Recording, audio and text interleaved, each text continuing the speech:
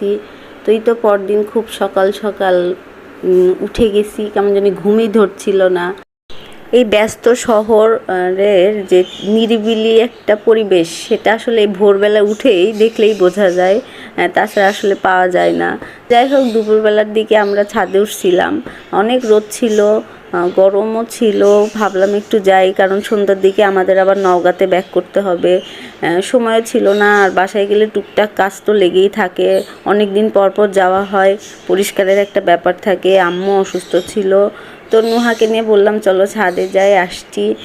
তো ভাইয়া, আমার মামাতো ভাই, যিনি এগুলো করে, খুব শৌখিন টাইপের, ভাইয়া এগুলো করতে খুব পছন্দ করে। যদিও সে ব্যাংকে জব করে, পাশাপাশি এগুলোও করে। আমার মামিও হেল্প করে। তো যাই হোক, দেখলাম এবার মুরগির ছানাগুলো বড় হয়েছে, তো ভাবলাম একটু দেখি, একটু ফুটেজ নেই। মাশাআল্লাহ আমও ধরছে।